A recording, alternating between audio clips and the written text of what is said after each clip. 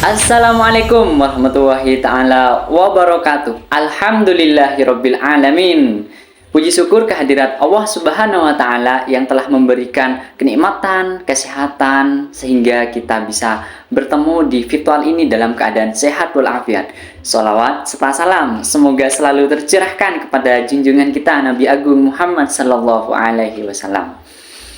Terima kasih kepada Dr. Andes Marmono Singgi, MSI, selaku dosen pengampu manajemen keuangan lanjutan D yang telah membimbing kami dengan baik. Kali ini teman-teman, kita akan membahas dan menguliti dengan tuntas tentang capital structure atau struktur modal. Penasaran apa sih yang disebut dengan struktur modal? Jangan lupa like, comment, and subscribe teman-teman. Perkenalkan, nama saya Johnny Malik dengan NIM 220810201072. Nah, poin-poin pembahasan kita pada kali ini, yang pertama adalah pengertian struktur modal, yang kedua adalah pentingnya struktur modal, yang ketiga adalah faktor yang mempengaruhi struktur modal, yang keempat adalah pendekatan tentang struktur modal, yang kelima adalah contoh kasus struktur modal. Yang pertama, kita akan membahas mengenai pengertian struktur modal atau capital structure. Oke, referensi yang kita ambil adalah buku Manajemen Keuangan dengan pengarang Wirawan Suryanto dan kawan-kawan. Nah, jadi struktur modal adalah perbandingan antara modal asing berupa hutang obligasi jangka pendek maupun jangka panjang dengan modal sendiri yaitu saham ataupun laba ditahan. Nah, kondisi struktur modal yang optimal adalah struktur modal yang mengoptimalkan keseimbangan antara risiko dengan pengembalian sehingga memaksimalkan harga saham. Selanjutnya kita akan membahas seperti apa sih struktur modal itu. Dalam buku yang sama, saya mengutip pendapat dari Alwi. Struktur modal ini sangat penting karena keputusan tentang debt to equity ratio atau DER, yaitu rasio yang digunakan untuk menilai utang dengan ekuitas, akan mempengaruhi keadaan perusahaan dalam persaingan yang sangat ketat seperti sekarang ini. Debt to equity ratio atau DER ini mengidentifikasikan penyediaan dana oleh pemegang saham terhadap pemberi pinjaman. Faktor-faktor yang berpengaruh terhadap struktur modal. Menurut Brigham dan Houston dalam bukunya Manajemen Keuangan 2006, menjelaskan ada 4 faktor yang berpengaruh terhadap struktur modal.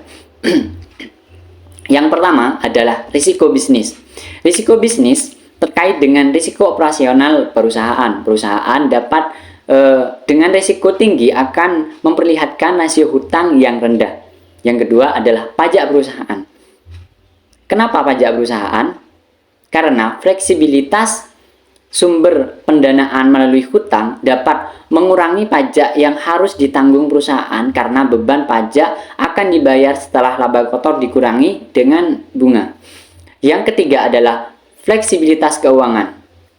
Fleksibilitas keuangan berkaitan dengan kemudahan perusahaan mendapatkan modal ketika mengalami kondisi yang buruk.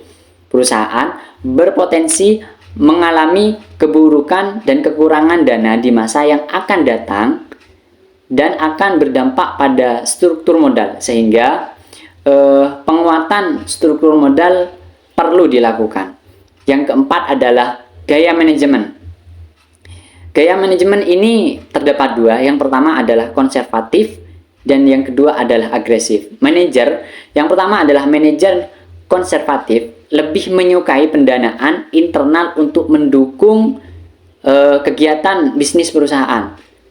Sedangkan manajer agresif ini lebih menyukai pendanaan yang sifatnya eksternal. Next. Pendekatan struktur modal. Referensi yang saya ambil yaitu dari buku Mamduh Hanafi menjelaskan bahwa terdapat pendekatan tradisional mengenai struktur modal. Dengan kombinasi struktur modal tertentu, maka bisa meningkatkan nilai perusahaan karena struktur modal ini dapat memaksimalkan nilai perusahaan. Pada pendekatan tradisional, dibayangkan terjadi perubahan struktur modal yang optimal dan peningkatan nilai total perusahaan melalui financial leverage atau utang dibagi dengan modal itu sendiri. Nah, ada beberapa pendekatannya. Yang pertama adalah balancing theory, merupakan suatu teori yang menjelaskan tentang kebijakan yang ditempuh oleh perusahaan untuk mencari dana tambahan dengan cara mencari pinjaman baik ke perbankan atau juga dengan menerbitkan obligasi atau surat utang. Nah, dari hal yang dilakukan tersebut, tentu adanya resiko yang mungkin timbul. Yang pertama adalah membutuhkan jaminan. Yang kedua adalah jika tidak tepat membayar bunga obligasi, maka perusahaan harus melakukan berbagai kebijakan dari tindakannya tersebut karena sudah telat. Yang ketiga adalah nilai perusahaan di mata publik menjadi turun. Nah, selanjutnya adalah backing of the theory. Backing of the theory ini menjelaskan tentang suatu kebijakan yang ditempuh oleh perusahaan untuk mencari tambahan dana dengan cara menjual aset. Nah, adapun beberapa solusi yang bisa ditawarkan untuk memperkecil resiko dari backing of the theory ini. Yang pertama adalah melakukan kebijakan penjualan aset. Yang kedua adalah menerapkan kebijakan prudential principle, yaitu prinsip kehati-hatian dalam transaksi. Yang ketiga adalah menerapkan kebijakan yang bersifat hard control atau kontrol keras. Hal ini bertujuan untuk mengamankan dari prinsip-prinsip tersebut. Selanjutnya kita akan memasuki contoh kasusnya, yakni PT JM memiliki utang sebesar 50 juta dengan bunga 5% dan laba operasi bersih sebesar 20 juta. Jika tingkat kapitalisasi modal sendiri, yaitu tingkat keuntungan yang diisyaratkan untuk modal sendiri sebesar 10%, maka penilaian perusahaannya adalah diketahui bahwa O0 atau laba bersih operasi sebesar 20 juta. Sedangkan bunga yakni 5% dikalikan dengan 50 juta, yakni sebesar 2.500.000. Nah, diketahui laba tersedia untuk pemegang saham. Laba tersedia untuk pemegang saham ini berasal dari laba bersih operasi 20 juta dikurangi dengan bunga, yakni 2.500.000. Diketahui hasilnya adalah 17.500.000. Sedangkan tingkat kapitalisasi sebesar 10% S atau nilai saham pasar, yakni 17.500.000 dari laba tersedia untuk pemegang saham dibagi dengan 10% tingkat kapitalisasi tersebut. Hasilnya adalah 175 juta. Nah, EB atau nilai pasar obligasinya sebesar 50 juta.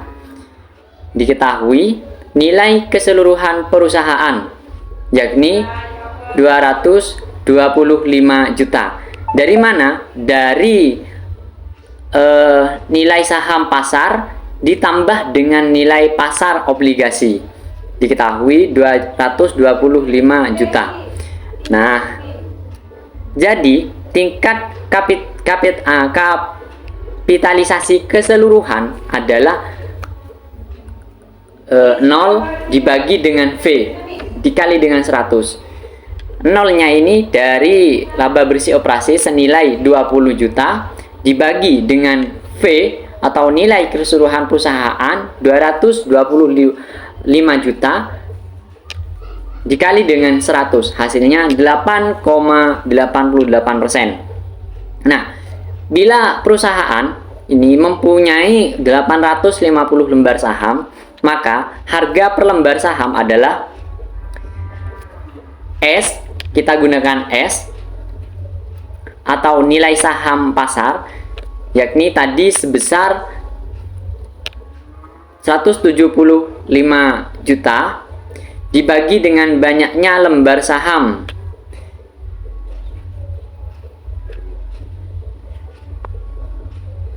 yakni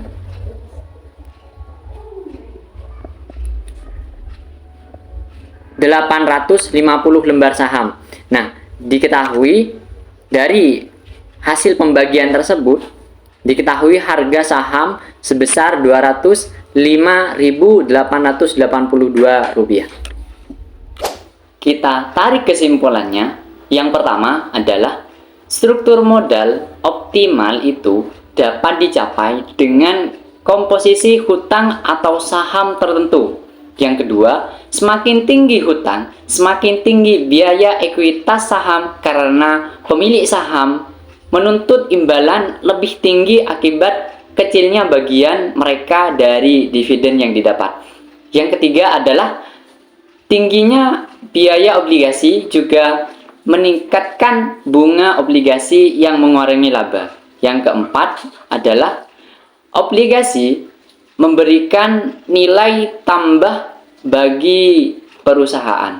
Nah, itu tadi kesimpulan dari pembahasan kita sampai saat ini. Kurang lebihnya saya mohon maaf. Wabillahi taufiq wal hidayah. Wassalamualaikum warahmatullahi wabarakatuh. Jangan lupa ya teman-teman, like, comment, and subscribe.